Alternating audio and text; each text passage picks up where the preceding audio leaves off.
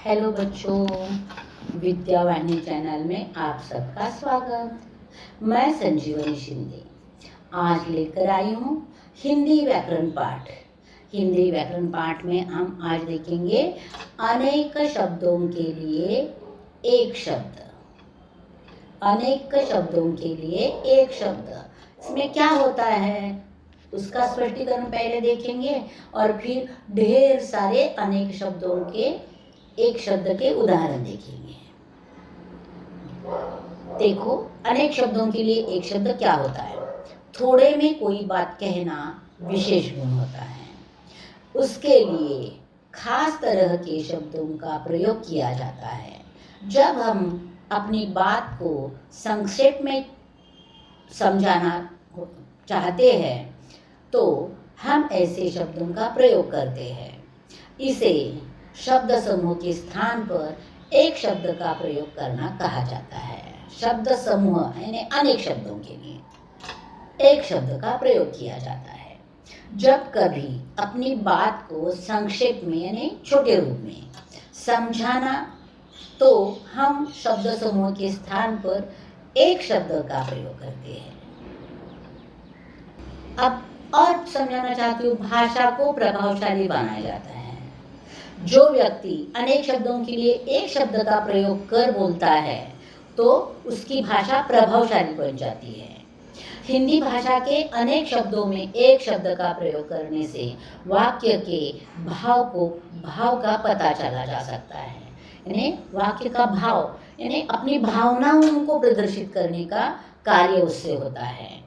समास, तद्धित और कृदंत प्रत्ययों को एक शब्द के रूप में संक्षिप्त किया जा सकता है। समास, तद्धित और कृदंत प्रत्ययों को एक शब्द के रूप में संक्षिप्त किया जा सकता है। मूल वाक्यांश या वाक्य के शब्दों के अनुसार यानी मूल वाक्यांश यानी वाक्य का थोड़ा हिस्सा और अनेक शब्द वाक्यों की इनके अनुसार उस शब्द का निर्माण होता है, उस शब्द को तैयार किया जाता है।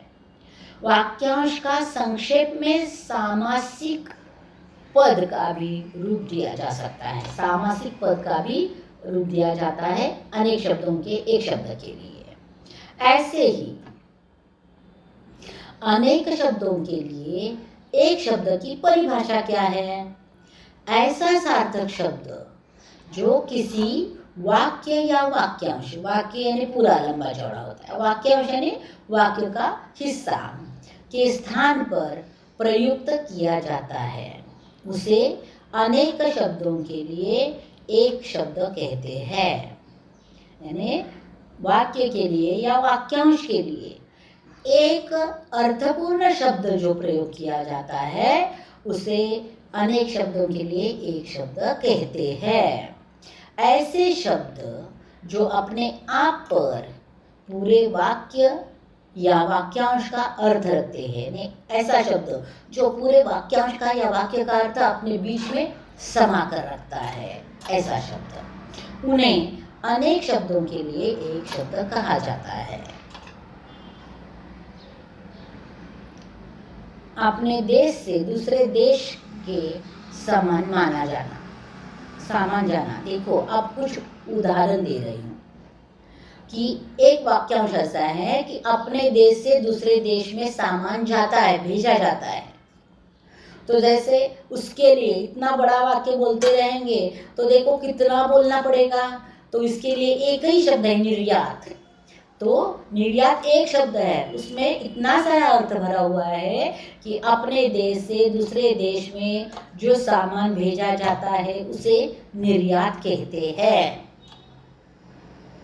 दूसरा, अगले बहुत सारे उदाहरण मैंने दिए हैं, देखते जाएंगे। अवसर के अनुसार बदल जाने वाला अवसरवादी, यानी अवसर मिलते ही अवसर के अनुसार बदलने वाला अवसरवादी।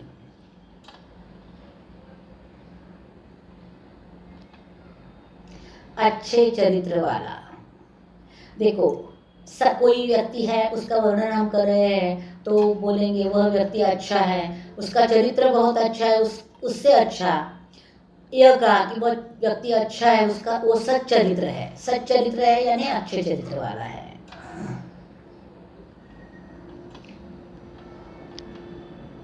आज्ञा का पालन करने वाला यानी जो व्यक्ति बड़े लोगों का या बड़े रिश्तेदारों के आज्ञा का पालन करता है उस व्यक्ति को आज्ञाकारी कहा जाता है। ऐसा आज्ञा का पालन करने वाला ऐसा नहीं कहा जाता, तो आज्ञाकारी लड़का है, आज्ञाकारी व्यक्ति है ऐसा। आकाश को चूमने वाला यानी ऊंचा कार्य करने वाला, उसे कहते हैं गगनचुंबी। आकाश में उड़ने वाला यानी आकाश में जो उड़ता है उसे कहते हैं नभचर यानी नभ में विचरण करने वाला। नभ यानी आकाश। आलोचना करने वाला आलोचक होता है। आशा से अधिक आशातीत यानी आशा से अधिक आशातीत। अगला शब्द है इतिहास का ज्ञाता यानी इतिहास का ज्ञान होने वाला। इतिहास का ज्ञान होने वाला, इतिहास तज्ञ यानी इतिहास का ज्ञान होने वाला। ज्ञाता यानी ज्ञान। इंद्रियों को जीतने वाला यानी जिसका मन पर काबू होता है। जैसे देखो कि माँ जब आपको बोलती है कि बेटा यहाँ जो जो रखा है उसमें से कुछ भी खा सकता है, सिर्फ इस हरे डब्बे को हाथ मत लगाना।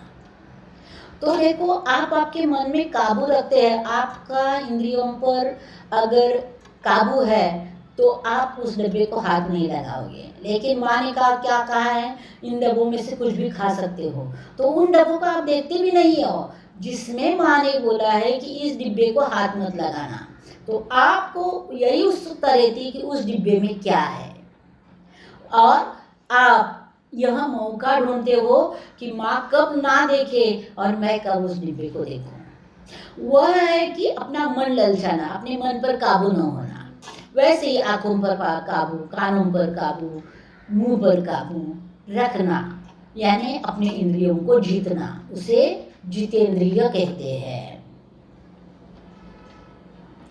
इंद्रियों की पहुंच से बाहर अतीन्द्रिय यानी कुछ कुछ बातें ऐसी होती है सुनाई नहीं देती, बहुत गौर से सुने तो भी, गौर से देखो तो भी देखती दिखाई नहीं देती, ऐसी बातें जो होती है वह अतीन्द्रिय होती है।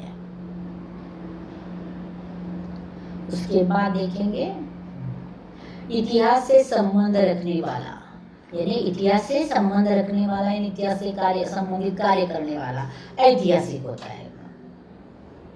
इंद्रियों से संबंधित, कोई भी इंद्रियों से संबंधित बोलना है ऐन्द्रिक, उन्हें ऐन्द्रिक कहते हैं। ईश्वर में आस्था रखने वाला यानी भगवान से आस्था रखने वाला, भगवान पर विश्वास रखने वाला, वो होता है आस्तिक। और जो ईश्वर पर विश्वास न रखता है उसे कहते हैं नास्तिक। फिर उसके बाद उपचार या ऊपरी दिखावे के रूप में होने वाला औपचारिक। उच्च न्यायालय का न्यायाधीश उसे कहते हैं न्यायमूर्ति। वो उच्च न्यायालय का होता है, वो न्यायमूर्ति होता है। बाकी न्यायालयों का जो होते हैं वो न्यायाधीश होते हैं। उसी समय का यानी तत्कालीन, जैसे हम कहते हैं ना हमने आरक्षण किया है रेल का लेकिन मिला नहीं है, अब हम उसी समय का देखेंगे यानी तत्कालीन देखेंगे, यानी तुरंत किया और तुरंत मिला, वो तत्कालीन। ऊपर कहा हुआ उसे कहते हैं उपरयुक्त। ऊपर की ओर जाने वाला ऊर्ध्वगामी। ऊपर की ओर बढ़ती हुई सांस उच्छ्वास। उसके बाद देखेंगे एक व्यक्ति द्वारा चलाई जाने वाली शासन प्रणाली उसे कहते हैं तानाशाही। एक स्थान से दूसरे स्थान को हटाया हुआ स्थानांतरित। एक भाषा की लिखी हुई बात को दूसरी भाषा में लिखना या कहना उसे अनुवाद कहते हैं। एक ग्रहण जिसमें सूर्य का चंद्र का पूरा बिंब ढक जाए उसे खगरास कहते हैं। ऐसा जो अंदर से खाली हो, खोखला। यानी देखिए उल्टा भी कह सकते, खोखले का अर्थ जो अंदर से खाली हो, खग्रास का अर्थ जो ग्रहण सूर्य या चंद्र के पूरे बिंब को ढक देता है, वैसे। ऐसा तर्क जो देखने पर ठीक प्रतीत होता हो किंतु वैसा ना हो, उसे क्या कहते हैं? तर्काभास। उसके बाद कम खर्च करने वाला मितव्ययी, कम जानने वाला अल्पज्ञ, कम बोलने वाला मितभाषी, खेलने का मैदान क्रीड़ास्थल, गुण दोष का विवेचन करने वाला आलोचक, घूम फिर कर सौदा बेचने वाला फेरी वाला, चार राहों वाला चौराहा, चुनाव में अपना मत देने की प्रक्रिया मतदान, छात्रों के रहने का स्थान छात्रावास, जो कम बोलता हो उसे मितभाषी कहते हैं, जो जन्म से अंधा हो जन्मांध, जो स्मरण रखने योग्य संस्मरण, जो राजनीति जानता है राजनीति तज्ञ, जो नाटक का संचालन करता है सूत्रधार, झूठ बोलने वाला झूठा, तप करने वाला तपस्वी, दूर की सोचने वाला दूरदर्शी, दोपहर के बाद का समय अपराह, धर्म में रुचि रखने वाला धर्मात्मा, नया उदित होने वाला यानी नया निकलने वाला नवोदित, टाइप करने की कला टंकन, ठूस ठूस भरा हुआ ठसाठस, डाका डालने का काम करने वाला डकैती, ढोंग रचाने वाला ढोंगी, पुत्र का पुत्र पौत्र, फेंक कर चलाया जाने वाला हथियार अस्त्र, अस्त्र और शस्त्र कहते हैं ना, तो ये अंतर है, बहुत तेज चलने वाला द्रुतगामी, भलाई की इच्छा रखने वाला हितैषी, मछली जैसी आंखों वाली मीनाक्षी, यात्रियों के लिए धर्मार्थ बना घर धर्मशाला, रात में घूमने वाला निशाचर, लेखक द्वारा लिखी अपनी जीवनी आत्मकथा, वर्षा का अभाव अनावृष्टि और वर्षा का अति होना अतिवृष्टि, वह काव्य जिसका अभिनय किया जाए रूपक, साहित्य में संबंध रखने वाला साहित्यिक, शिव का उपासक शैव, हाथ से लिखा हुआ हस्तलिखित, क्षण भर में नष्ट होने वाला क्षणभंगुर, ऋषियों के रहने का स्थान आश्रय, ज्ञान देने वाला ज्ञानदान।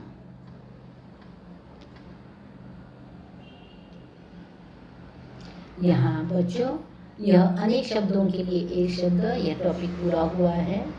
अगला व्याकरण का टॉपिक लेकर मैं जल्द ही वापस आती हूँ, तब तक इंतज़ार में रहना। धन्यवाद बच्चों।